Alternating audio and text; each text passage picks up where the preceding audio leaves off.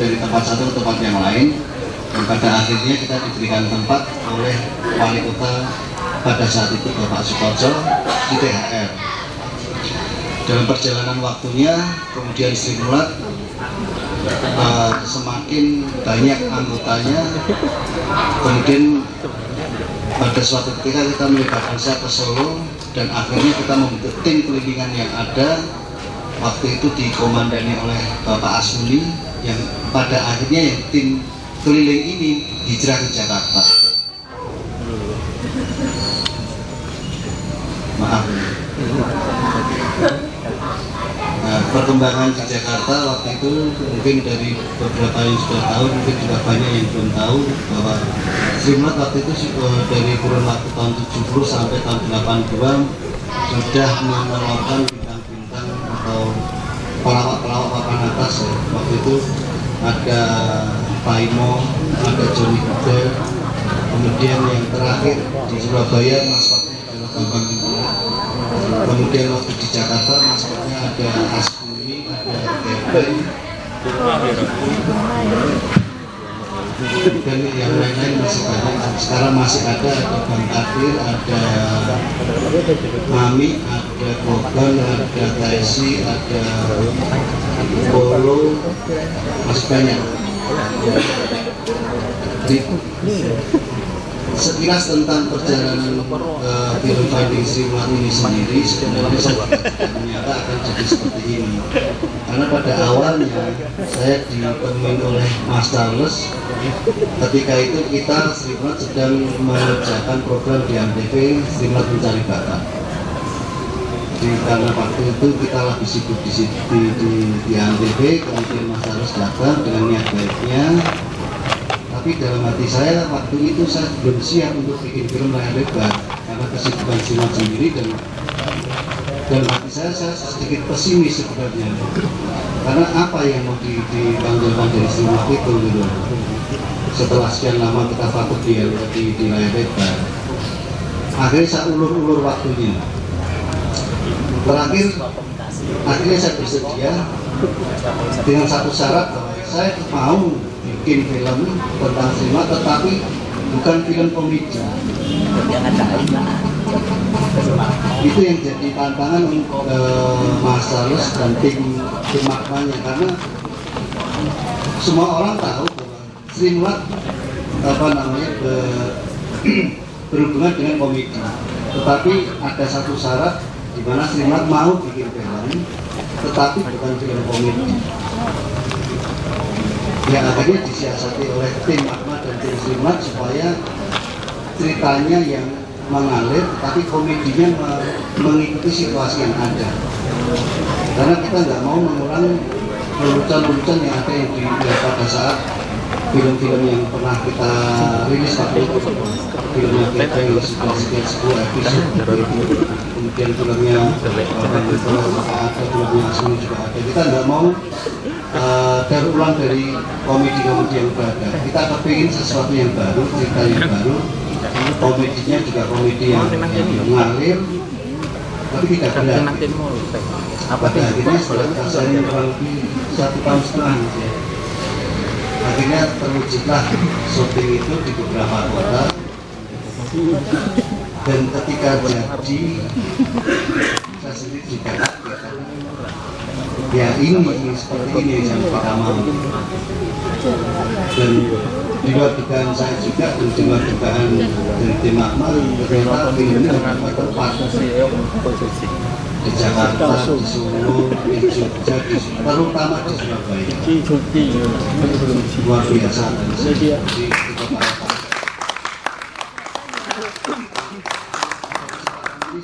Ingin mengucapkan banyak terima kasih kepada masyarakat Surabaya yang masih mau menikmati sajian film Sri Mulat.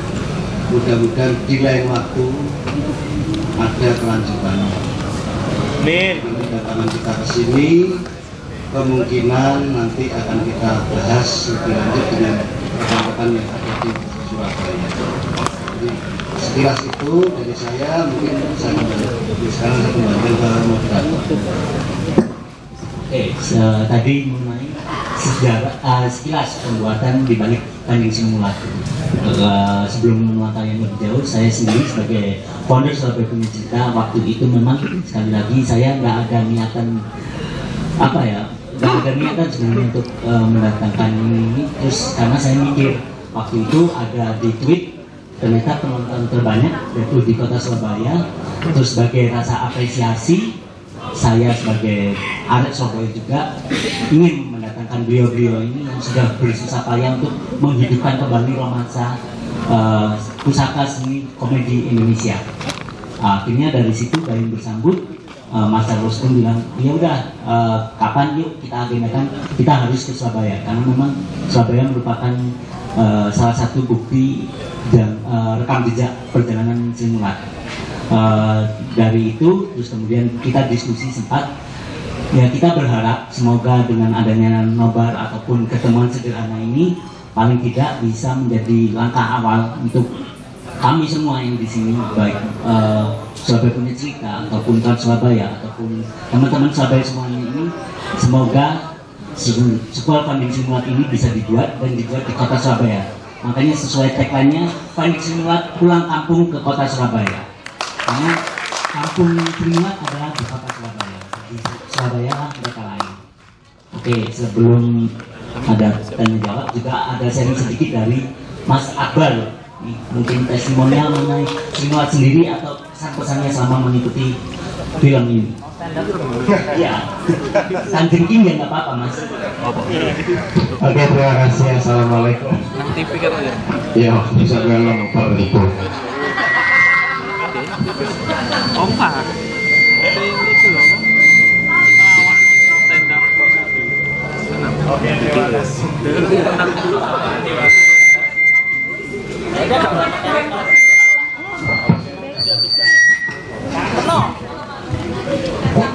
Iya, terima kasih. Ini dibungkus kertas nggak? Berkacang. Terima kasih sudah diberi kesempatan. Saya sebenarnya datang ke sini memang mau nonton, mau ketemu teman-teman, mau ketemu Mas Charles, Mas Bariku Mahma, dan kebetulan terus saya dipanggil diundang ke sini kembali mengenai film Simulat. Saya ngomong tentang Simulat dulu. Saya kenal Simulat sejak dulu, mungkin bisa nonton pertama waktu masih di pernah nonton di BHR Berhubung Nyamuk ya. Terus di Indosiar kemudian, dan kemudian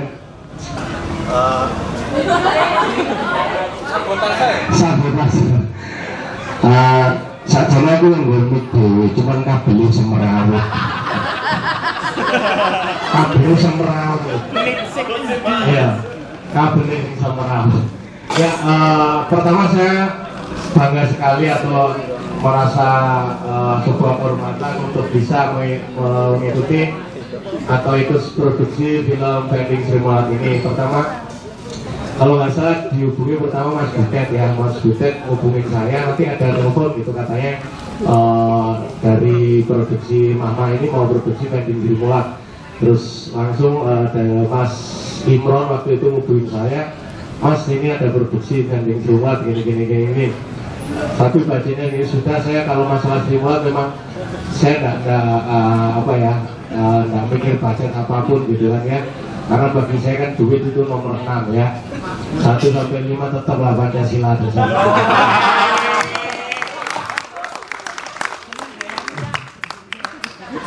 Jadi langsung waktu itu hari Senin saya ingat sekali karena memang saya catat ini film pertama saya ya. Jadi saya catat hari Senin, syutingnya juga di sekitar Pasar Senen ya. Waktu itu senang sekali ikuti produksi ini karena waktu itu syutingnya di kantornya Mama kalau nggak salah di Kuitang situ, dan satu scene dengan Reza Rahardian. Sekarang itu jadi Ainun. Dengan Reza Rahardian ya. Itu ada sebuah pengalaman ya, mengikuti produksi sebuah film, apalagi film ini adalah film yang mungkin film bersejarah karena mengangkat sejarah daripada yang namanya Sri Mulat ya, dan sebuah kebanggaan bahwa saya di Sri Mulat ini masih banyak tokoh-tokoh Sri Mulat yang mungkin hadir. Sini tepuk tangan buat Mas Eko Kucing dan teman-temannya yang telah hadir di sini. Terima kasih. Ini adalah teman-teman orang-orang yang masih peduli, yang selama ini masih membangkitkan Sri Mulat di kota Surabaya. Ya, luar biasa.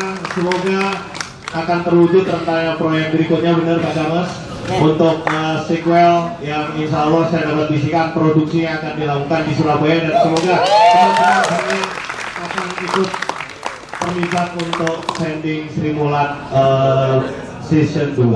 Yes.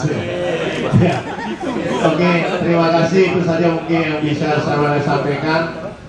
Wassalamualaikum warahmatullahi wabarakatuh. Terima kasih buat sahabat. Berikutnya nanti langsung ke suhunya ya. Suhu orang di balik layarnya, balik papannya. Papan trik ya, papan trik di sana. Oke, kita kasih kesempatan untuk Mas Charles Gosali untuk ngecepet istilahnya di balik layar pembuatan film Panji Semula. Kapan?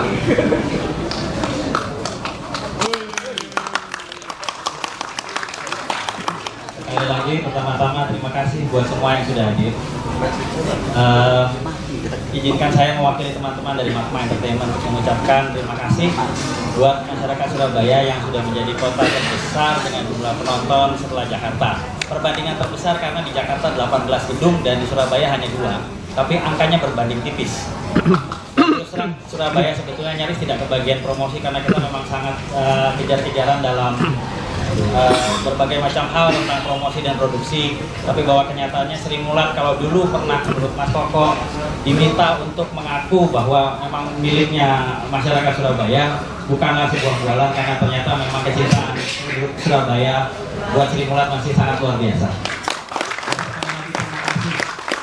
Yang kedua, terima kasih buat yang sudah hadir malam ini, karena malam ini merupakan satu pembuktian dari cita-cita kami. Film Panji Semula mendapatkan CSR yang sangat bagus. Nyaris 10 tahun kami di Magma itu berusaha untuk bisa mendapatkan satu pengakuan bahwa kami memang berusaha untuk melakukan sesuatu yang berbeda dan tidak terjerumus kepada arus perfilman secara umum yang ada. Walaupun mau nggak mau kita harus tetap komersil, karena kalau nggak mangannya dari mana kan? Kata Mas Tesi itu kan lapar gitu. Jadi kenapa saya bilang sangat terima kasih dan merupakan pembuktian cita-cita, karena banyak yang bertanya kenapa orang Simulatnya tidak lebih banyak, kenapa peran utamanya harus ada Reza dan Rianti serta Nabila. Karena menurut kami sebagai sebuah film yang ingin melakukan tribute kepada Sri Mulat, sebagai seorang penggemar Sri Mulat yang kalau saya kecil itu harus dengar kaset Sri Mulat baru bisa tidur, sakit hatinya waktu lagi mendengar Bu Juju ngomong di TV dan bilang bahwa Sri Mulat tidak punya wadah. Jadi cita-cita kami adalah kemudian agar film ini bisa menjadi sebuah jembatan agar Sri Mulat bukan hanya dicintai oleh masyarakat umur 35 tahun ke atas, tapi juga untuk terutama masyarakat generasi muda, agar Sri Mulat bisa melakukan regenerasi dengan mulus, dengan sukses. Karena tanpa itu kita akan semakin kehilangan jati diri. Menurut saya kita harus mengagumi apa yang dilakukan oleh bangsa lain, tapi kita nggak boleh lupa dan tidak boleh malu dengan kebanggaan dan kekayaan bangsa sendiri. Karena kalau kita nggak tahu kita datang dari mana, nanti kita nggak ngerti kita mau pergi kemana kan. Kita nggak tahu mau di mana, kita kesana kita pikir kita lagi pergi nih, nggak tahu kita pulang. Jadi menurut saya hari ini adalah salah satu pembuktian bahwa tidak ada satu orang pun yang pulang. Ya karena malu aja kita nggak nangis. Padahal sebenarnya kita yang bikin pengen nangis rasanya ngeliat apa yang ada di hari ini. Reaksi kalian itu sangat luar biasa. Ada yang mau makan kentang itu sampai berhenti, cuma gara-gara ternyata Pak Hasmi meninggal. Dan itu kejadian nyata loh. Itu terjadi di tahun 95. Saat Sri Mulat mau mentas reunian ya di Taman Raya Senayan, 2 minggu menjelang pentas, Pak Hasmi Sadikun yang asli itu meninggal dunia. Jadi banyak sekali kisah nyata yang hadir di sini. Yang membuat kami kemudian melakukan produksi hampir 3 tahun lamanya dengan berbagai pertimbangan, dengan berbagai keadaan yang sangat terbatas. Bu Juju menyampaikan salamnya karena mungkin kesehatan yang membuat beliau belum bisa hadir hari ini. tapi bahwa kemudian cita-cita kami untuk melanjutkan Finding Sri Mulat dalam sebuah bentuk trilogi yang tidak harus berurutan, bahwa Sri Mulat itu merupakan sebuah perjalanan dari masa ke masa yang tidak harus diceritakan secara urut dalam hanya satu dekade dan periode. Semoga menjadi kenyataan, karena secara jumlah penonton Finding Sri Mulat nggak meledak. Kita bukan yang terburuk, kita cukup baik di antara masa film ini dilepas, tapi juga kita masih jauh dari hasil pendapatan film terlaris kami. Tapi bahwa kemudian nyaris di atas 90% angka dari review film yang melakukan pembahasan dengan segala keterbatasan dan kekurangan film ini, bahwa kemudian 90% lebih angkanya itu luar biasa, membuktikan bahwa sebetulnya masih banyak kecintaan dan penghargaan terhadap sebuah bentuk upaya untuk membangkitkan kekayaan budaya tradisional kita.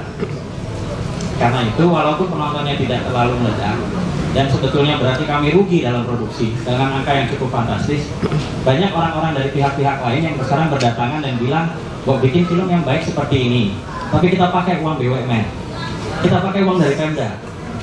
Gak pernah kebayang sama tim kita itu bahwa hal ini akan terjadi, karena terus terang kami agak-agak kuper. Kita tuh kurang gaul, kata orang Pemda. Kita itu kurang banyak menghadiri pesta-pesta. Kita itu kebanyakan ngubek dan nulis cerita dan bekerja dan segala macam. Sedangkan pada saat ini salah satu cara atau pintu untuk melakukan pencarian dana adalah dengan hadir dan eksis di acara-acara tersebut. Jadi bahwa pada hari ini begitu banyak orang yang mendukung kita untuk maju dalam pembuatan Finding Sri Mulat 2. Puji Tuhan, alhamdulillah, terima kasih. Dan bahwa teman-teman hari ini hadir sampai hari ini, sampai saat ini masih bersama kami, merupakan satu bagian buat kami. Semoga Finding Sri Mulat 2 bisa membalas kebaikan diri semua yang sudah hadir dan memberikan kebahagiaan, tontonan yang menyenangkan dengan misi yang lebih bisa dengan ringan tapi kena buat kita semua. Terima kasih. Paling tidak asal sini melalui Finding Sri Mulat mengajak kita untuk tetap berkarya, walaupun itu sederhana, tapi paling tidak sudah bisa menginspirasi orang lain untuk bergerak lebih maju daripada yang lain. Oke, untuk berikutnya saya serahkan ke teman-teman. Mungkin ada yang ingin bertanya ke Mas Charles atau ke Mas Sopo. Saya, oke. Ini langsung 5 satu-satu dulu aja ya? Monggo. Atau terserah? Sakarep. Aku melo ae. Untuk sebetulnya Mas sama ya. Saingan gitu. Tuh maju arah-arah ini enggak kan tempat ini. Buku.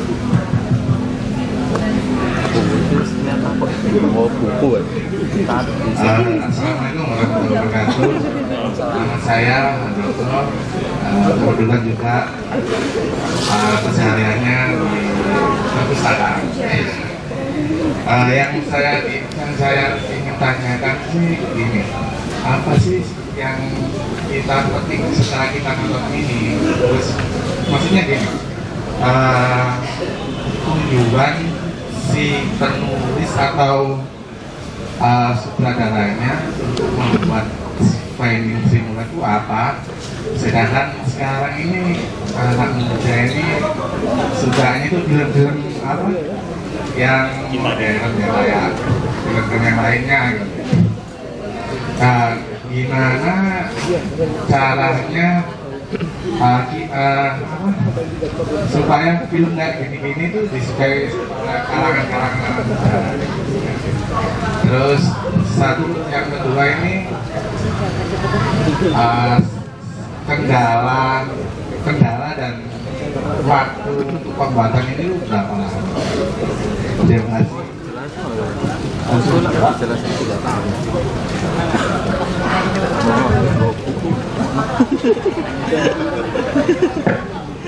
Apa sih? Waktu pembuatan itu makan waktu hampir 3 tahun. Enggak, 3 tahun lebih. Dan tujuan membuat film ini sebetulnya adalah begini. Film pertama dan kedua yang kami buat dari Magma Entertainment itu juga mendapatkan review yang berbeda-beda.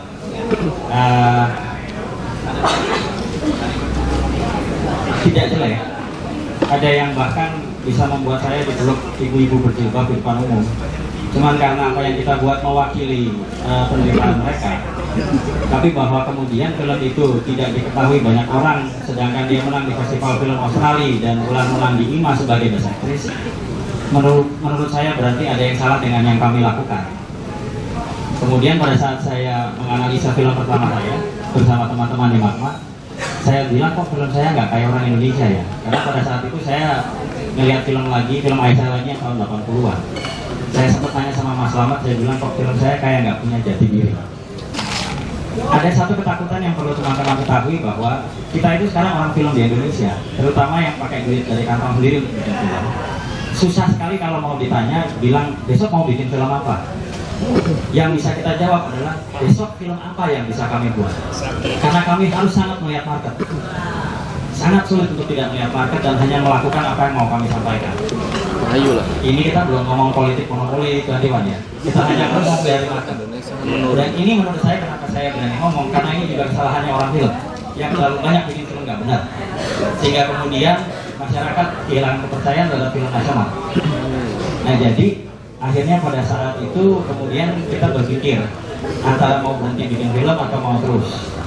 Saya pernah sampai nyaris bikin film horor, bikin film seks. Benar. Karena nama itu yang kemudian dimaui sebagian besar penonton. Dan saya bilang musinya nggak ada salahnya, karena bikin film seks nggak berarti bikin film horor. Beda. Jadi terus kemudian banyak hal yang membuat saya berpikir, tapi ternyata Tuhan selalu menggagalkan rencana itu. Ada aja yang bikin saya kemudian nggak jadi melakukan apa yang mau kita lakukan. Jadi kemudian yang akhirnya datang adalah pada saat secara nggak sengaja di sebuah rumah yang memang agak kosong, karena rumah tempat saya nyepi nulis itu rumah kosong. Orang bilang itu rumahnya serem, tapi saya nyaman-nyaman aja. Karena di situ nggak ada telepon, nggak ada apa, jadi nggak ada yang gangguin gitu.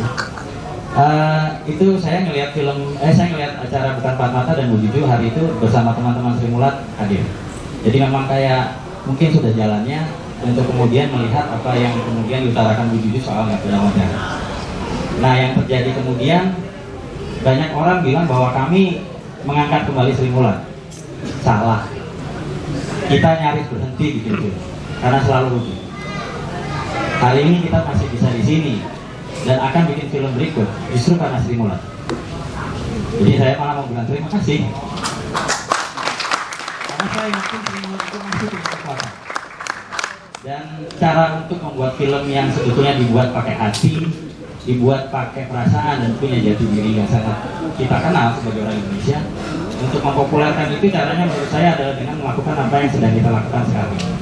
Bahwa kami harus mengulurkan tangan untuk lebih meyakinkan banyak orang bahwa masih ada orang yang mau bikin film baik. Bahwa bukan hanya film dengan skala kualitas yang sangat mewah menjadi jaminan bahwa film itu mungkin lebih layak ditonton.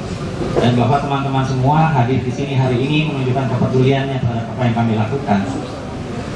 Saya rasa itu adalah salah satu jalan untuk take and give yang mudah-mudahan bisa semakin membedakan antara pembuat film yang baik dan yang tidak. Saya berani bilang masih banyak orang film Indonesia yang rumah produksi di Indonesia yang banyak mau bikin sinetron yang baik, TV yang nggak mau beli, TV yang dengan sengaja melakukan pembodohan terhadap masyarakatnya. Saya kasih tahu ya, setelah melakukan riset secara terbatas, bahwa kemudian kenapa sinetron kita sekarang makin jelek. Bandingkan Tersanjung 6 yang dulu dimaki orang dengan sinetron sekarang, itu ternyata jadi kayak bagus. Iya kan? Itu terjadi karena kesenjangan antara tingkat penduduk penghasilan penduduk itu semakin jauh, sehingga akhirnya ada kelompok masyarakat yang tidak bisa mencari hiburan, yang memang harus mengeluarkan biaya, harus mengeluarkan waktu karena mereka bekerja, karena mereka harus menyimpan uangnya untuk kehidupan anak-anaknya, sekolah anak-anaknya, sehingga mereka melihat apa yang gratis hadir di TV. Dan kemudian TV dengan sengaja melakukan pembiaran, bahwa banyak orang TV diprogramin yang kemudian bilang, Pak, kenapa kita nggak kasih 1 jam dalam seminggu untuk bikin program yang benar? Orangnya dipecat sekarang, dikeluarin.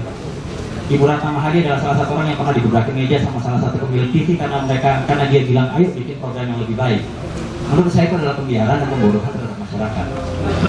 Tapi kalau kita cuma teriak, ya nggak ada gunanya. Makanya kami kemudian berkaca kepada diri sendiri dan merasa bahwa ya sudah, kalau gitu kita yang mampu yuk bikin sesuatu, dan mudah-mudahan teman-teman yang juga mampu mendukung program-program yang memang baik, yang memang punya niatan yang baik. Karena kadang-kadang niat baik belum tentu hasilnya baik ya. Ada film yang nggak terlalu bagus tapi niatnya sebetulnya baik. Mudah-mudahan film-film seperti itu juga gitu. Gitu agar memang orang dengan niat baik untuk menghadirkan sebuah tontonan yang lebih bisa bertanggung jawab jadi semakin banyak, supaya kita jadi bangsa yang lebih berbudaya, bermoral, bermartabat, dan punya akhlak dari batin dan pendidikan secara lebih pantas gitu. Kadang-kadang kita lihat diri sendiri itu kan sedih kan. Kita teriak korupsi, tapi kalau memang lagi kena tindakan polisi, ya mau nggak mau kita baik. Karena kita nggak mau repot karena macet. Susah jadi orang Indonesia yang baik kalau tidak dimulai dari diri sendiri. Jadi dengan segala ketidaksempurnaan kita berusaha melakukan apa yang kita bisa. Terus terang kita nyaris menyerah bahwa kehadiran teman-teman hari ini adalah salah satu kekuatan yang membuat kami masih bertahan dan semoga bisa bertahan terus ke depan. Kami lagi-lagi ucapkan terima kasih.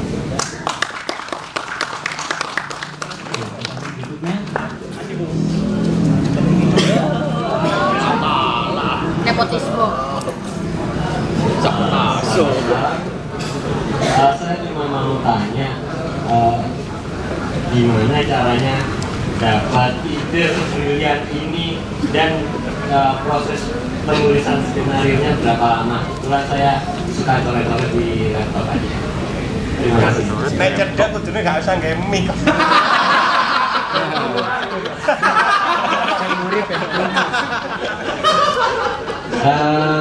Proses penulisan itu dilakukan hampir 1 tahun lebih. Karena memang tujuan pertama itu sebetulnya pada saat Bu Bini bilang gak punya wajah, kita bilang zaman sekarang kan bikin film itu banyak yang pakai 5D. Ya saya bilang kalau pakai 5D biaya kita nggak banyak. Saya bisa ngedit, teman saya ada yang bisa mixing.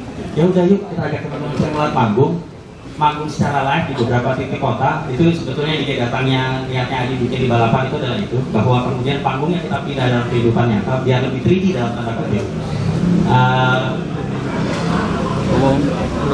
Yang kemudian pada saat setengah pagi itu saya bawa pulang ke rumah dan bilang kepada ayah saya kerja bersama ayah saya itu hampir 13 tahun. Ayah saya itu adalah salah satu orang paling keras yang ada, karena dia itu bilang, kamu kalau mau jadi mau jadi produser atau sutradara jangan karena kamu bapaknya produser, walaupun itu ternyata nyatanya begitu. Jadi film pertama yang kami buat itu judulnya Rasa, itu sampai mau menjelang rilis setelah selesai Dolby Mixing di Hongkong baru saya mendapat jabatan tangan dari ayah saya.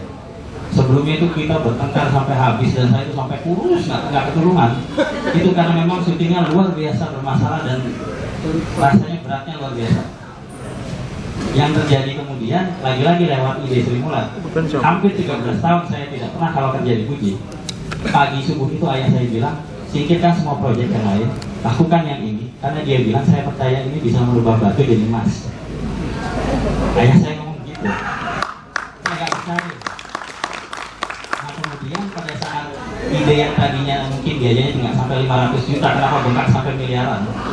Itu karena kemudian ketemu Mas Koko dan Pak Sar, jadi salahkan mereka kalau budgetnya bengkak. Karena kemudian dia bilang jangan bikin Sri Mulat yang biasa. Bahwa kalau kamu nggak tahu, Ibu Sri itu adalah salah satu dari mata-mata dan laskar TNI. Bahwa kemudian Sri Mulat itu pernah menghidupi 400 orang dan kita ngobrol seharian di kantor, dari tadinya mau ketemu jam 12, kemudian jam 2 mau pulang, itu sampai makan di kantor sampai setengah 8 malam. Kita nggak pindah dari satu kantor itu, karena udah kedinginan. Yang terjadi karena memang ternyata begitu banyak cerita luar biasa yang belum disampaikan kepada teman-teman. Jadi kemudian ceritanya berkembang dan ide Sopo ini? Sopo ini? Sopo ini?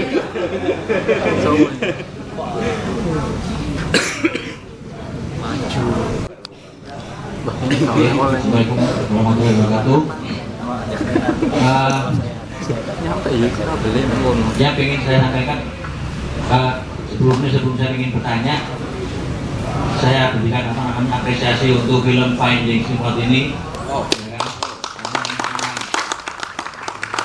Saya pribadi juga penggemar Sri Mulat, ya.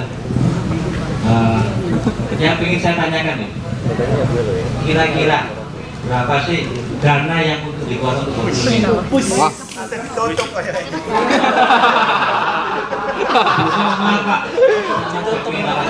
Oke, terima kasih. Assalamualaikum warahmatullahi wabarakatuh. Seru, Cak. Tanggapi, Cak.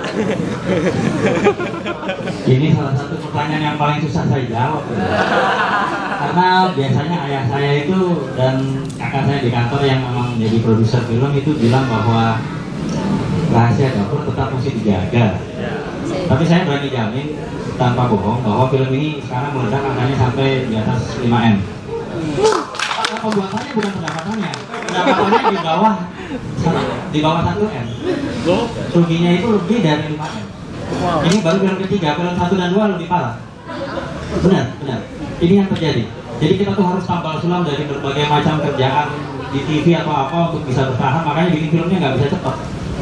Angka 5M itu terjadi karena memang proses produksinya nyampe 3 tahun. Jadi kan begitu overheadnya itu keluar, begitu kita nyawa orang untuk stay di kantor dan bekerja, nggak banyak orang seperti Mas Imron yang dari tadi nunduk. Mana lu, Ron? Nah, itu yang angkat tangan tuh. Kawan-kawanan koncoku yang kerja bareng sampai lebih dari 13 tahun sama Mas Yono. Mereka ini untuk saya buat bertahan.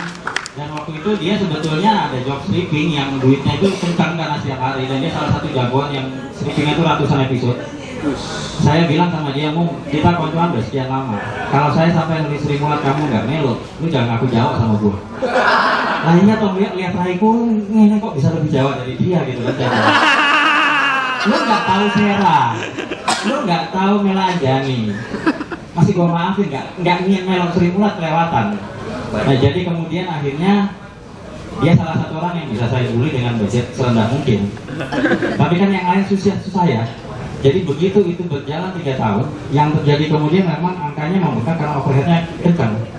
Ongkos kantor dan segala macam kan memang harus diperhitungkan. Plus kalau dulu orang bilang bikin film, biaya promosi itu 10-15% dari biaya produksi film. Sekarang mau terbalik. Biaya promosi itu di atas 50% dari sebuah film. Karena sekarang bikin film bisa pakai digital. Tidak perlu bikin 35 karena pakai DCP. Biaya promosi salah satu yang paling kuat itu billboard dan harganya luar biasa mahal. TV semakin tidak mau membeli film dan mereka kemudian melakukan trading. Jadi dia bilang kalau misalnya belinya 500 juta, 1M, angka yang kemudian keluar dalam bentuk cash itu tidak sampai setengah kadang-kadang. Selebihnya ditukar dengan yang namanya TV spot. Semakin banyak cara yang dilakukan untuk memang bisa mengkomersialisasikan sebuah kondisi perjanjian yang kalau dari segi bisnis wajar. Semua orang memang harus mencari keuntungan sebesar-besarnya dengan upaya yang lebih kecil, dan selama dia tidak membohongi kita sih nggak ada salahnya. Tapi bahwa kemudian itu memang membuat kita harus lebih bekerja, lebih giat, dan kadang-kadang mengakibatkan apa yang keluar di layar jadi tidak sebaik apa yang kita harapkan. Itu nggak bisa dipungkiri. Hari ini balapan itu kelihatan masih kayak tadi karena itu 500 orang lebih datang tanpa uang, tanpa honor. Kita bilang kita mau bikin Sri Mulatan syuting 3 hari, kita perlu orang. Kita perlu di atas 300 orang. Kita cuma mampu bawa figuran 100 orang. Siapa yang harap melo, matur suwun, kami makan apa, minum apa, itu yang ada makan dan minum, tapi jangan minta uang. Hari pertama di atas 120, hari kedua di atas 250, hari ketiga di atas 500 orang datang. Wow. Jadi itu yang masih membuat kami bisa bertahan. Hanya saja untuk melakukan apa yang kita bisa lakukan sekarang untuk film kedua, kan sebagian ada yang nggak menduga bahwa Finding Sri Mulat keluarnya seperti ini. Ada, kalau di film itu bilangnya apa ya, ada sebuah kejutan yang tidak diduga yang membuat filmnya jadi lebih bagus dalam tanda kutip. Kita kalau nonton film naratifnya bagus, begitu kita nonton kayaknya bagus, tapi tidak sebesar harapan kita, filmnya jadi lebih jelek. Kita nonton film yang nggak kita anggap, ya karena nggak sengaja kita nonton, ternyata kita bertahan sampai akhir dan nikmat. Itu filmnya mungkin nggak terlalu bagus jadi lebih bagus. Film ini terbantu dengan efek itu, jadi mungkin filmnya tidak sebagus yang Anda rasakan sekarang sebetulnya. Mungkin apa ya, niat dan kerinduan akan sebuah tontonan yang menampilkan budaya lokal dengan kondisi yang lebih pop dan modern itu yang membuat teman-teman itu kemudian memberi apresiasi lebih. Dan itu nggak ada salahnya juga, terima kasih. Yang sekarang harus kita lakukan adalah mengolah berbagai macam cara agar kemudian kejutan itu kembali hadir, teman-teman bisa kembali dikejutkan, loh ternyata yang kedua begini. Tapi jangan sampai loh kok yang kedua begini. Bahwa kemudian begitu kita berusaha lagi-lagi keluar dari kotak, risiko untuk jatuh itu ada. Kalau main aman ya stay di kotak. Tapi fungsinya nggak akan maju. Jadi kita sedang berusaha keras hasilnya kita buktikan nanti pada saat kita bisa mengajak sebagian atau mudah-mudahan semua teman-teman untuk ikut, dan pada saat nanti filmnya dibuka dan mudah-mudahan lebih banyak orang yang datang dan menonton.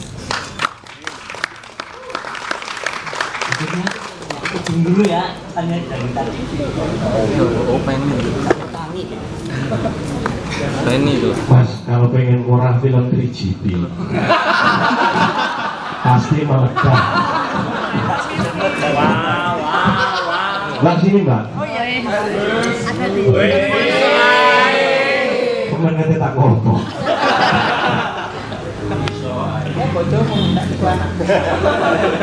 Terima kasih buat semuanya. Selamat malam buat teman-teman di sini. Nama saya Peggy, saya asli Surabaya. Sebelumnya saya mau mengucapkan terima kasih buat Pak Sutradara telah menghadirkan Sri Mulat kembali ke kita.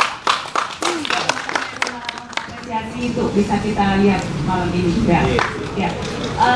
Sebenarnya pertanyaan saya ini sepele tapi menggelitik hati saya dengan Pak Sutradara ini. Begini, sepele sekali. Pada awal tayangan, yaitu scene ketika Rianti keluar dari suatu gedung yang gede sekali itu, Reza Rahardian duduk, Rianti dengan mungkin masa kehamilan sekitar 6 bulan, memakai baju jeans gitu kan. Cuman yang saya agak tergelitik itu dia pakai wedges paling nggak 5 cm. Jadi saya agak bingung gitu. Mungkin kalau menurut saya orang dengan kehamilan seperti itu tidak pantas tuh memakai wedges. Tapi untuk scene selanjutnya itu sudah pakai sepatu trepes gitu. Jadi saya perhatikan di situ. Jadi saya pikir mungkin saya yakin saudara punya alasan tersendiri kenapa hal itu terjadi. Mungkin alasan yang bagus gitu. Itu aja. Kemudian yang selanjutnya sekarang ini filmnya sedang digarap itu apa? Filmnya sedang digarap untuk saat ini. Itu aja. Terima kasih. Terima kasih. Nah itu bedanya wong lanang karo wong wedok nek delok film. Rianti teko nek wong lanang lapo delok sepatu, delok raine kok. Lah nek wong wedok mesti sepatune kok delokan. Iya enggak? Lah nek Rianti teko lapo delok sepatu. Tapi termasuk bagus, jeli. Bagus. Aku gak ketok, soalnya aku ndelok wajahe. Lah wedok sing iku tuku nandi, kok nang DTC ngono kaya ngono. Mas Akbar juga jeli. Kalau penanya yang tadi nggak dibahas, yang ini dibahas.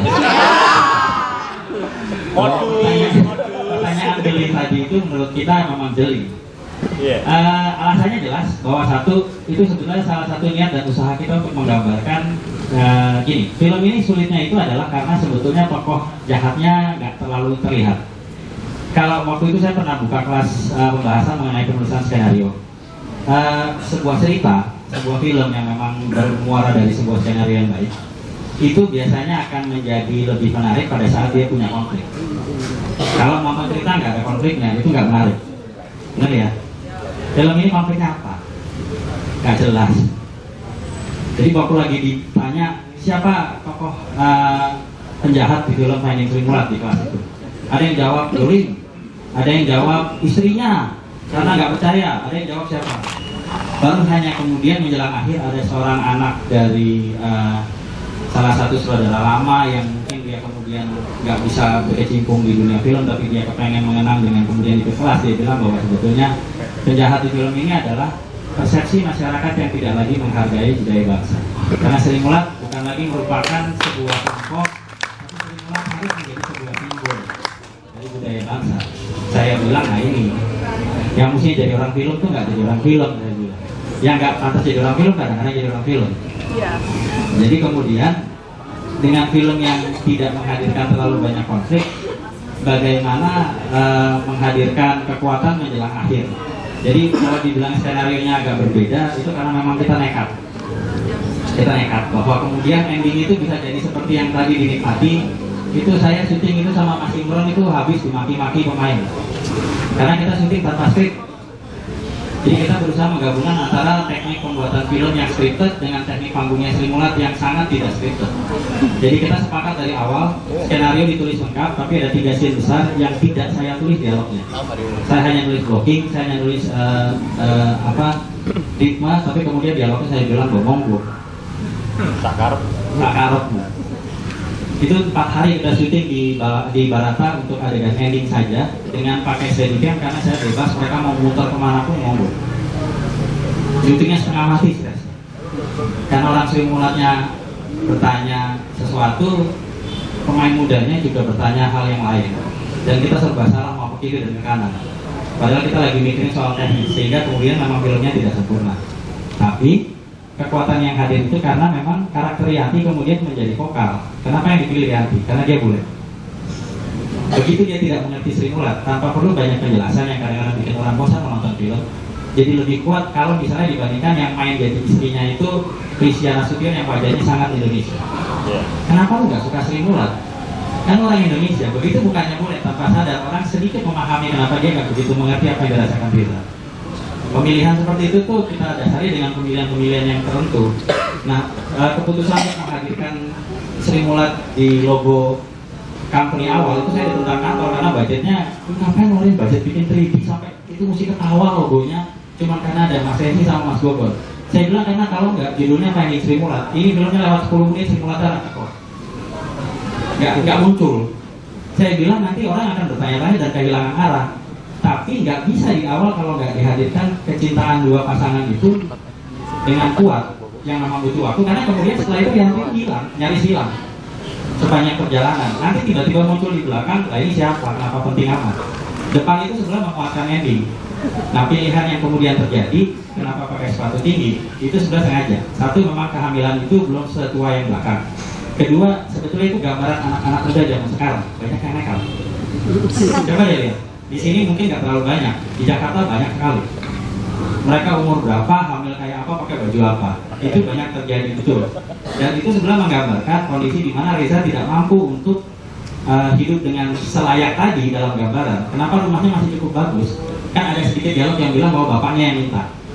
Dia melakukan itu demi permintaan si ayah, demi si istri yang begitu baik. Tapi sebetulnya salah satu alasan yang paling jujur, penonton kita suka nggak mau nonton film yang gambarnya jelek. Gak semangat, karena hidupnya udah susah.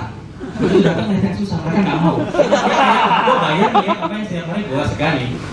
Itu salah satu alasan, boleh percaya boleh tidak. Jadi kita ngakalin sedemikian rupa supaya gambarnya lebih enak, tapi kemudian tetap ada alasannya. Karena itu jadi bahwa dia hamil, usia lumayan tua, pakai legging. Sama, gak mampu tapi kredit rumah. Begitu duit cicilan yang biasanya ada, tiba-tiba dia hilang pekerjaan, tiba-tiba dia nekat panjat karena dia bikin pasti show, kemudian semuanya berantakan, mati tutup dia. Itu alasan sebetulnya menuju belakang. Cuman memang penjelasan, kayak aku tadi yang nanya, kenapa tiba-tiba nggak punya duit kok manggung? Iya, karena manggung nggak harus pakai duit. Orang Sri Mulat pasti kan orang yang punya duit. Orang Sri Mulat tidak semuanya tidak punya uang. Dia bisa ngomong, tapi kemudian penjelasannya kita rasa nggak perlu bertele. Tapi itu adalah salah satu alasan dibalik kenapa Mbak Nunung cuma jadi gestar. Karena kalau nanti Sri Mulat boleh duit susah banget, sampai sedih kayak begitu, terus bilang minta aja kan Nunung kan banyak duit. Itu alasan kenapa mereka tidak hadir secara lebih banyak. Jadi memang ditentukan. Jadi kalau yang ini saya bisa jawab. Saya kasih tahu saya nggak bisa jawab. Perutnya itu sebelah kadang-kadang nggak sempurna. Karena memang kalau lagi syuting kita tuh lagi saking pusingnya, itu suka ada miss detail-detail kecil yang sebetulnya nggak boleh. Ada yang kemudian ngeritik kita, dan itu saya bilang memang kami ceroboh dalam hal itu, dan minta maaf, semoga berikutnya mudah-mudahan kita bisa lebih baik. Tapi lagi-lagi nanya memang perempuan. Itu kok perutnya begitu. Pada saat saya gitu, Mas Mami dijemik, dia bilang mau jawaban serius apa jawaban Sri Mulat. Ngomongnya dengan kayak mau jawaban yang mana? Jawaban Sri Mulat. Oh ya, kalau gitu kalau kamu tanya kenapa perutnya nggak bagus, kenapa nggak benar, ya tanya sama suaminya itu.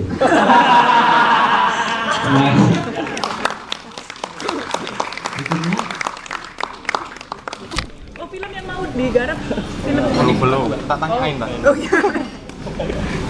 Ya mas, ini rada wabuk ngomongin. Belum pasti tapi mengarah ke sana. Selamat malam, nama saya Gisal. Yang ini saya tanyakan adalah apa yang membuat Mas Kalus ini begitu bersemangat dan yakin bahwa trilogi Wendeng Sri Mulat ini akan banyak yang suka dan bisa menutupi kerugiannya Mas. Bahkan saya sampai mendengar Mas rela menunda pernikahan demi film ini.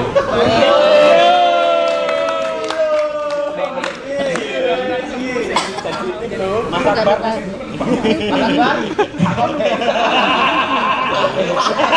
Syarat trilogi spesial trilogi. Rencananya trilogi. Iya, nanti kayak Lord of the Ring. Kamu kok selalu sampai menunda pernikahan nih kakek dari kota yang ini.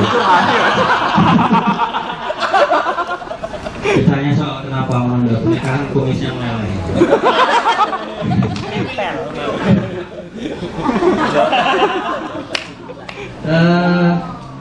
Memang pernikahan tertunda karena memang budgetnya kepake.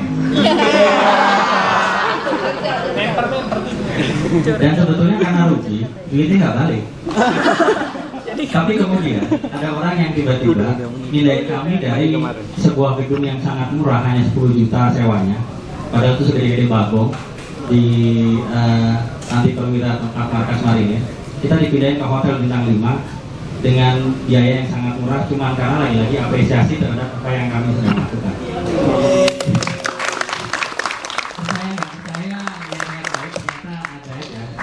Bahwa kemudian apa ya, hal kecil kayak di kantor gitu, bapak saya selalu bilang pemain itu penting, sutradara penting, produser penting, sound musik segala macam. Oh ya, yang bikin musik semua keren ya. Itu namanya Pongki Prasetyo, teman sekolah saya, luar biasa. Bapak saya bilang, tapi jangan lupakan yang namanya pembantu umum yang kerjaannya cuma bawain air minum sama nasi. Karena kalau lagi kerja capek, terus makanannya telat datang, DT-nya nggak keturungan. Kita dibilang, transferan dananya tuh terlambat, masuknya 1 hari atau 2 hari besok. Masih nggak Pak? Udah kerja telat 3 jam, makan lagi masih susah, kepanasan, kita juga bilang makanannya minumnya nggak ada, orang marah. Itu yang terjadi. Jadi bahwa kemudian kalau ditanya kenapa masih nekat, sebenarnya karena saya nyaris putus asa dan nggak tahu mau kemana. Tak ceritain sedikit ya. Kalau banyak ya nggak apa-apa. Saya saking nggak tahu karena mau bikin film apa, akhirnya karena waktu itu dibilang bikin film horor itu paling laku. Ya udah saya bilang, ayo bikin film horor. Kalau bikin film horor berarti jangan tanggung. Kalau biasa pakunya 1 ya bikin 16 pakunya saja. Jangan tanggung. Kita bikin yang gila sekalian. Tapi kemudian kita bilang bicara apa dong? Masa kita harus kehilangan hati? Saya bilang ya enggak. Kita bilang bahwa ternyata kalau hantu mau jadi manusia, kenapa manusia malah mau jadi setan? Ya kan? Dan saya nyoba skrip itu saya tawarkan, saya ceritakan pertama kali bukan ke bapak saya karena saya takut lagi dimarahin. Saya cerita ke Romo Hari, itu adalah Romo bagian Komsos di Sukoharjo Jakarta. Kalau saya sampai dapat restu dari dia, masa bapak saya nggak kasih? Orang Romo aja bilang boleh. Jadi kemudian itu yang saya lakukan dan ternyata dapat restu. Jadi mestinya apa yang mau kita niatin itu nggak salah-salah amat. Tapi kemudian saya lihat apa ya, lagi bingung-bingungnya itu dengan keyakinan pulang dari Kuspan Agung udah bilang wah ini bikin film horor nih saya bilang.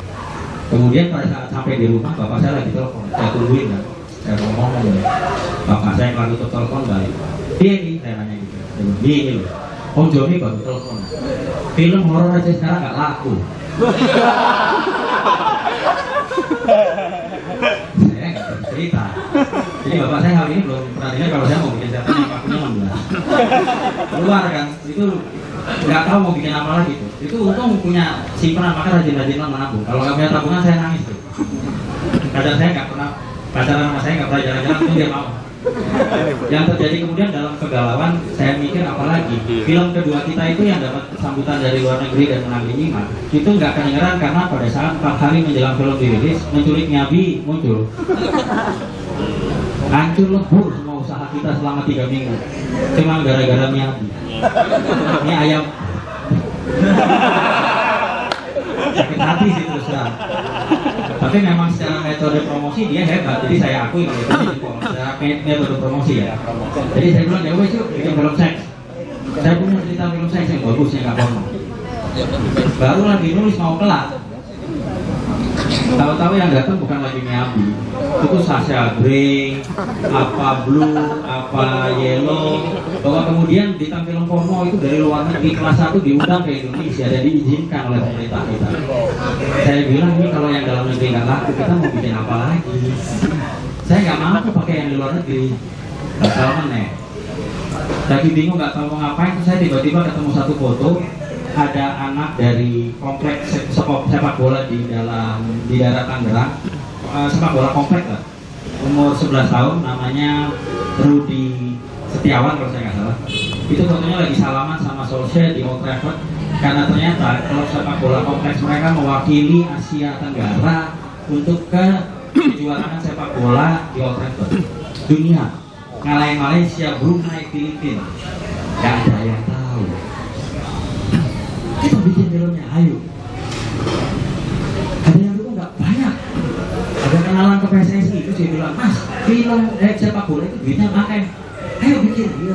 Lagi semangat PSSI Pak Nur itu tiba-tiba turun, berantakan dan kacau. Terus teman saya bilang, loh, bikin film itu kan nggak harus bergantung uang. Niatku kalau baik kerjakan. Ya udah nggak pakai duit juga maju. Tiba-tiba di tahun itu pada saat mau ada PON, ada 6 film sepak bola, termasuk Tendangan dari Langit yang pakai Bafing dan Hanum. Lemes lagi saya. Saya bilang yang mana anak-anak kecil nggak ketahuan. Karena waktu itu ada yang bilang pakai musik Bafing. Dia lagi ngetop. Saya bilang nggak bisa, film ini bintang utamanya harus anak-anak ini. Prinsip saya bilang. Begitu pas keluar Bafing sama Hanum, teman saya bilang makan tuh prinsip. Itu yang terjadi. Jadi emang sebetulnya saya nyaris putus asa. Bahwa kemudian dalam keputusasaan ada doa yang mungkin didengar, makanya mobilnya tiba-tiba mogok di depan warung soto itu datangnya dari situ. Karena saya lagi nggak tahu udah mau bikin apa, terus tiba-tiba keluar. Boleh percaya boleh enggak? Saya itu penggemar simulat yang cukup luar biasa, walaupun nggak saya Pak Budi di belakang itu. Dia punya rekaman simulat TVRI, orang gila itu. Luar biasa Pak Budi, terima kasih. Yang terjadi kemudian, saya kan masa tahu simulatnya itu nggak terlalu jauh. Saya tuh nggak kenal Pak Imo tadi. Tapi saya ngotot ke Mas Koko. Walaupun dia bilang, Pak Tohir, Cak Tohir, saya bilang enggak. Kalaupun yang main Cak Tohir namanya Musi Paimo. Karena pada saat saya lagi nulis malam-malam, ngetik malam-malam jam tengah 3 pagi, saya mikir, oh ini yang jadi Dracula siapa? Oh ya, coba ada yang bisa jawab nggak? Langsung dapat kaos. Kenapa yang melahirkan bayinya si Adi itu yang jadi Dracula? Karena dokter. Mantri. Iya, tapi kenapa dipilih dia? Karena sebetulnya kita ingin lagi-lagi menghadirkan simbol. Kalau di tempat lain Dracula itu nyabut nyawa, di Sri Mulat itu melahirkan nyawa. Jadi ini menjawab pertanyaan tadi, kenapa itu harus Superman? Iya. Karena di negara lain yang bikin orang tersenyum dengan menahan gedung yang mau roboh atau mobil yang kejuran namanya Superman. Tapi di Indonesia yang bikin orang tersenyum karena bisa membuat orang tertawa walaupun sendirinya susah buat tersenyum, itu namanya Sri Mulat. Karena saking susahnya untuk mendapatkan daya tarik anak muda sampai pakai idiom yang memang kadang-kadang nyeleneh. Nah jadi akhirnya kemudian pada saat saya lagi nulis, saya bilang ini Dracula atau Gendruwo, namanya siapa ya? Siapa nama Jawa yang kira-kira pantas jadi Gendruwo? Bukan Arya Wiguna, tapi demi Tuhan itu yang ada di kepala saya. Nama Jawa apa yang pantas jadi Gendruwo? Saya nggak percaya, cuma satu nama yang muncul dan namanya Paimo. Begitu pas Mas Koko bilang, oh Paimo memang ada. Wah, ada nama dia, tapi wes mati. Saya bilang, oh itu jangan diganti. Dia mau ikut main dulu. Jadi ada hal-hal yang kadang-kadang sulit dijelaskan. Ya tapi terjadi, dan kalau dibilang apa alasannya ya mungkin berusaha bertahan sekuat mungkin untuk niat baik yang ada punya. Ya kalau udah hampir nggak tahan ya doa dan minta tolong. Itu aja kali.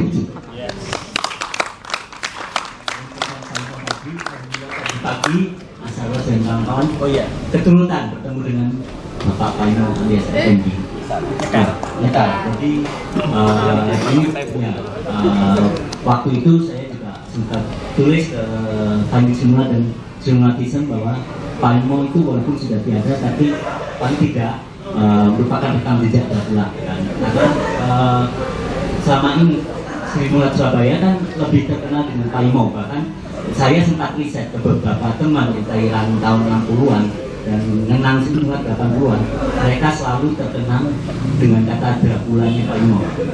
Dan juga Paimo sendiri merupakan salah satu anggota Simula Surabaya yang cukup aktif dalam film yang dibintangi Simula Surabaya seperti 6 Pelayan Seksi 2 dan 3, Paimo ikut bermain.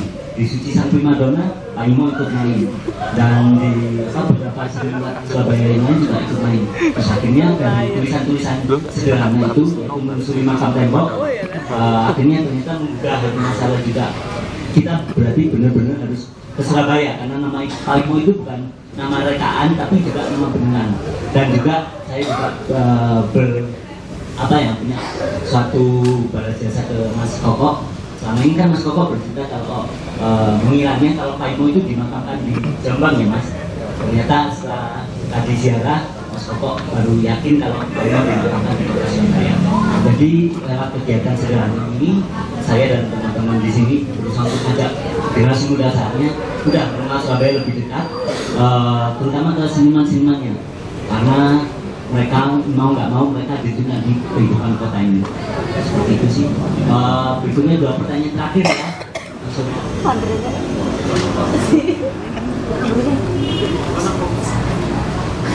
Tanya bagaimana istrinya gimana ya?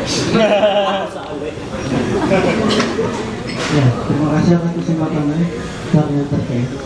Ini seperti flashback ke belakang, kapan ini Sri Mulat itu waktu melihat Sri Mulat. Nah, juga dalam film ini kayak ada sinetron. Artinya ketika selesai itu masih ada pertanyaan-pertanyaan yang membuat penasaran. Nah, yang penasaran tadi, si Reza Radian tadi kan ada berbalik dengan untuk sesarnya si istrinya sudah dilahirkan sama Paimo. Terus akhirnya show ini tadi, mumpung ada sutradaranya ini langsung tanya aja. Show-nya Reza Radian tadi itu paling modal apa enggak?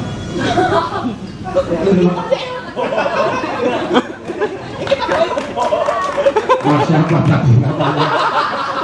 Mas siapa? Helmi. Ibu ini di SMS pakai. Tolong takutnya terus. Kan kemarin dia nonton sama maknya, terus dia masih penasaran, terus dia ngomong tadi SMS ketemu sutradaranya, titip mana pertanyaan yang SMS tolong takutnya sutradaranya itu balik modal tanggal. Sutradaranya gak balik modal nanya Reza Radian. Kok ini ya? Ini jelasnya jawab ya Allah. Oke, terima kasih.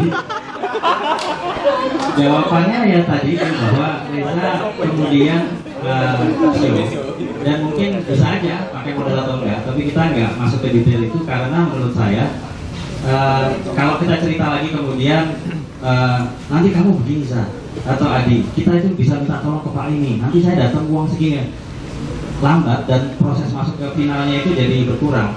Yang penting kan Sri Mulat sudah bilang, kamu sudah membagikan kami, sekarang giliran Sri Mulat yang berbuat. Jadi sebetulnya malam itu terjadi show karena orang Sri Mulat yang bergerak. Karena mereka punya kurangi supaya filmnya enggak lebih gori, karena ini kan film keluarga. Kemudian dihadirkan cara naruh orang dan dari mana posisi berdiri dan bagaimana cara berdiri memangku itu atas supervisi Dr. Daniel. Gitu. Jadi orang mungkin yang ngerti tidak ada satu dari 10.000 yang nonton. Tapi itu salah satu pendekatan totalitas yang bisa kita lakukan karena kita juga terinspirasi orang lain. Yang bikin Finding Nemo itu di Walt Disney bilang bahwa boleh dicek di film itu semua jenis ikan air asin yang diketahui ada pada saat film itu dibuat itu ada di film itu walaupun cuma keluar selintas. Siapa yang mikir dan ngerti? Tapi mereka sedemikian niatnya bikin begituan. Itu namanya itu totalitas. Winky itu main di film pertama saya jadi orang stres. Itu sampai karena dia udah segala makeup dan actingnya bagus, tapi menurut dia masih ada yang kurang. Saat dia lihat berkali-kali, oh mata saya nggak merah. Jadi saya itu stres dari fisik tapi nggak dari dalam. Matanya dia colok, biar merah. Itu totalitas. Perlu nggak? Mungkin nggak. Tapi bahwa kemudian yang dia lakukan membuat orang lebih yakin, yaitu minimal apa yang kita coba lakukan hari ini bisa membuat kita menjawab atau meles dari pertanyaan. Kira-kira semoga boleh puas. Wah, orang ini belum speederman ya. Mau semua dicopot laba-laba cocok jadi speederman. Ya aku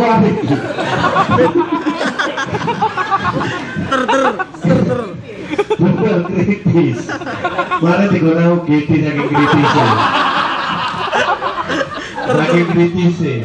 Siapa lagi tadi? Mau terakhir ya sini. Mas memang tadi stimulan. Sini lebih sini. Coba kata-kata. Nama saya Vincent. Saya udah pernah nonton sebelumnya di bioskop. Dan sekarang nonton lagi ngajak teman-teman lebih banyak lagi. Ya. Saya mau nanya gini.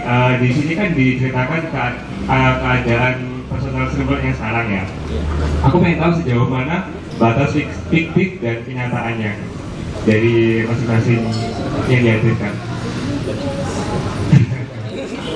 Terus sama Mas Kaya juga sama Mas Alus sama aja. Sama Mas Akbar. Mas Akbar. Assalamualaikum warahmatullahi wabarakatuh.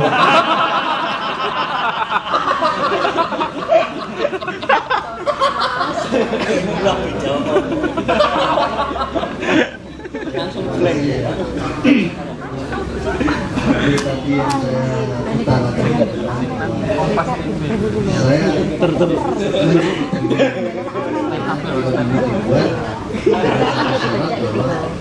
saya nggak mau bikin film komedi yang seperti ini.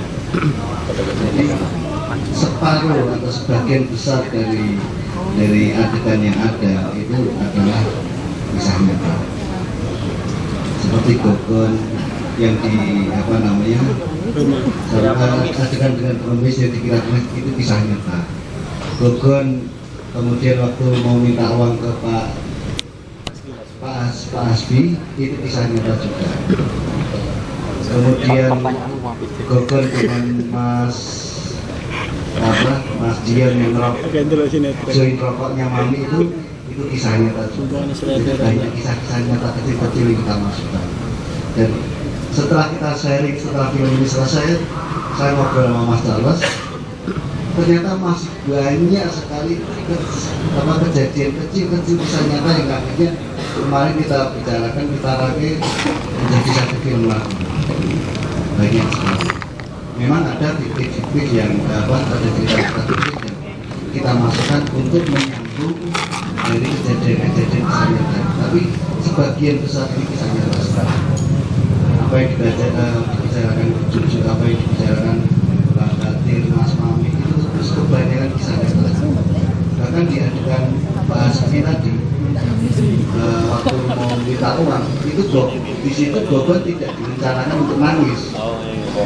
Tapi memang kejadiannya seperti itu dan Gogon sendiri yang ngalamin, akhirnya dia nangis sendiri karena dia sendiri yang ngalamin waktu itu. Dan yang ke depan itu banyak adegan kejadian-kejadian yang real yang terjadi pada setiap pelawak, mungkin dialami oleh pelawak-pelawak yang sudah sekarang sudah meninggal, tapi nanti kita akan masukkan ke sekolah yang akan datang. Jadi kemungkinan kalau kita tampung semua dari sekolah-sekolah atau behind of the scene Sri Mulat, mungkin nggak akan trilogi, mungkin akan 10 episode ke depan aja masih bisa eksis gitu. Kira-kira seperti itu.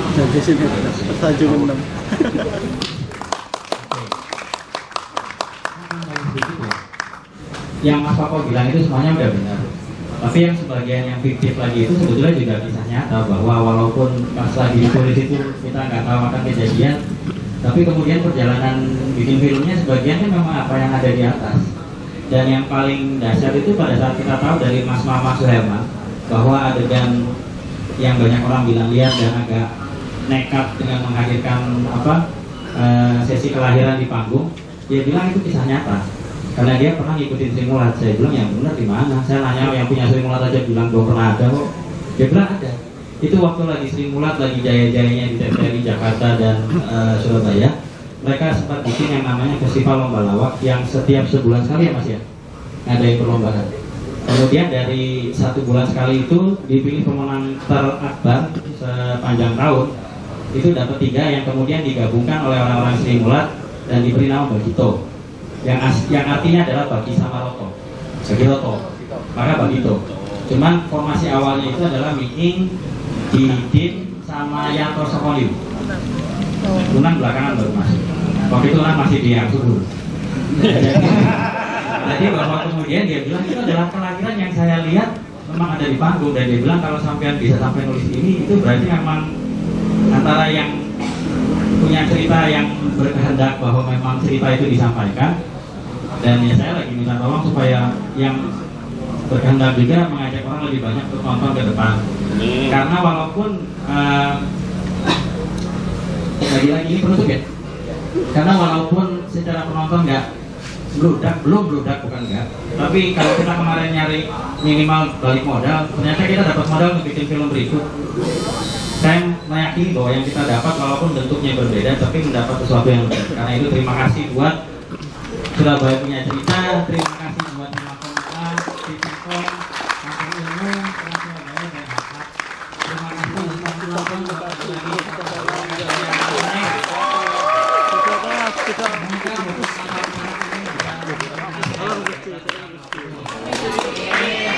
dan karena sebagai penutup, buat saya minta Mas Eko Kucing memberikan kata sambutan sebagai penutup atau stand up atau Udoroso, karena Mas Eko kan sebagai perwakilan dari Sri Mulat Muda yang ada di Surabaya, supaya menjadi simbolisasi bahwa memang Sri Mulat akan melewati kebersamaan kita hari ini. Terima kasih. Selamat malam kepada dulur-dulur Surabaya. Salam damai. Salam damai. Salam damai di sini. Tidak lupa saya ucapkan beribu-ribu terima kasih kepada teman-teman yang mau hadir, mau memberikan satu apresiasi kepada Sri Mulat. Lah ini mumpung ketemu dengan dulur-dulur yang ada di sini. Saiki ya apa sih? Sing asli Sri Mulat itu nanti besok tanggal 23 itu nonton di THR. Gratis.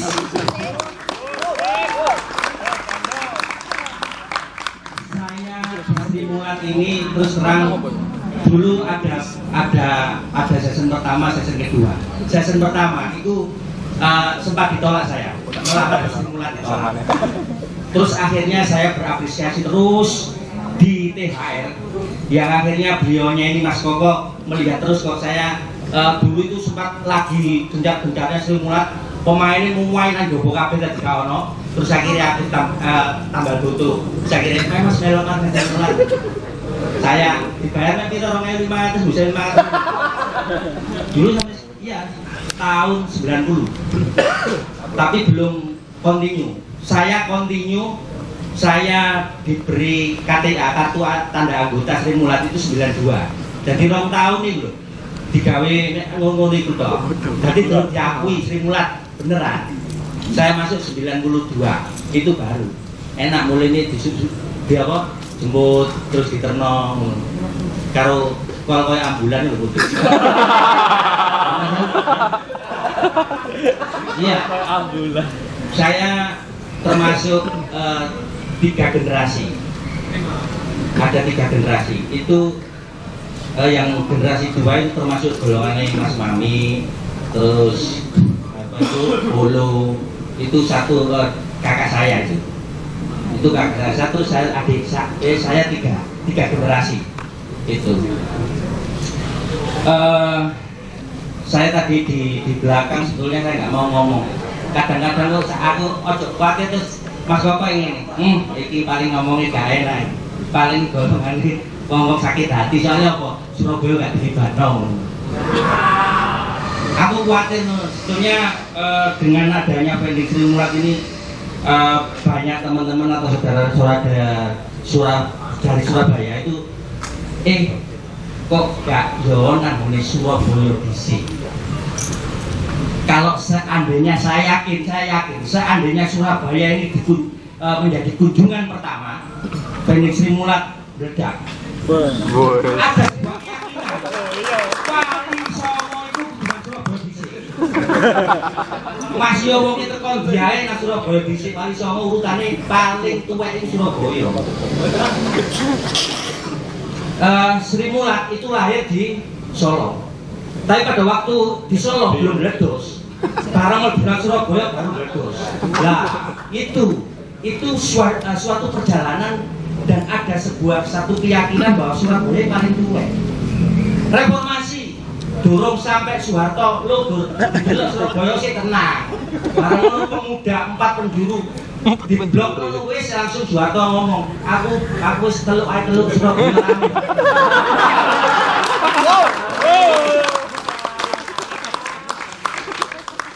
Surabaya itu menjadi satu ukuran, tolak ukur. Apapun nggak tahu itu regional maupun nasional. Iya.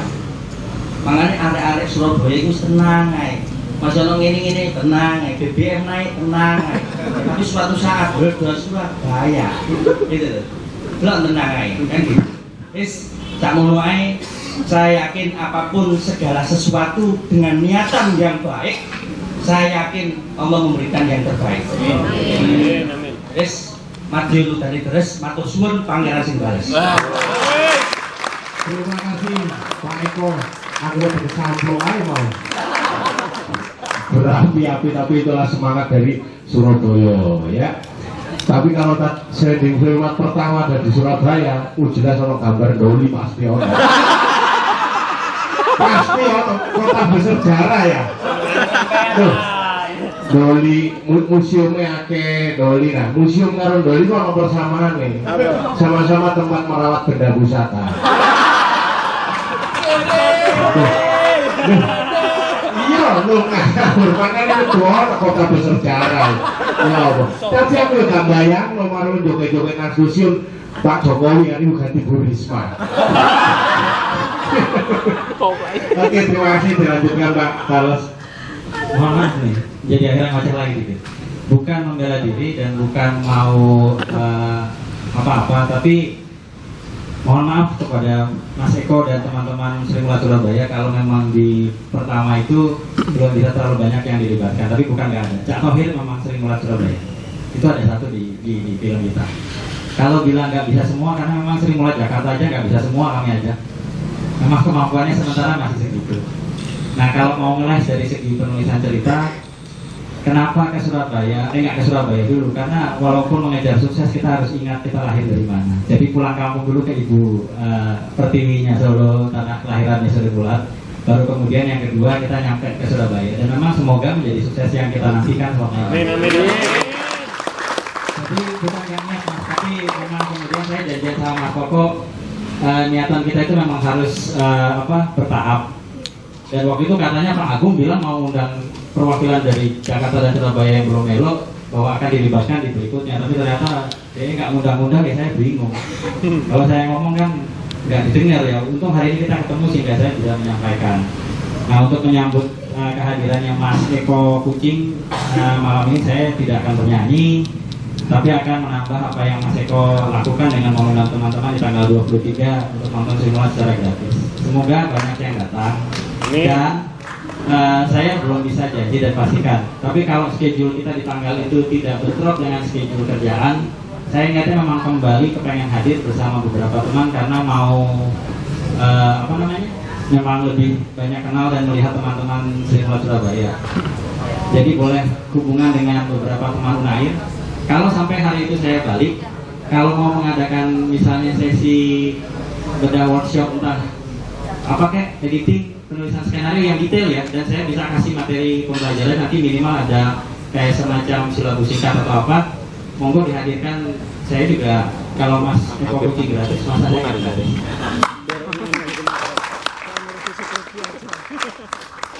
Sekian dan sekali lagi terima kasih.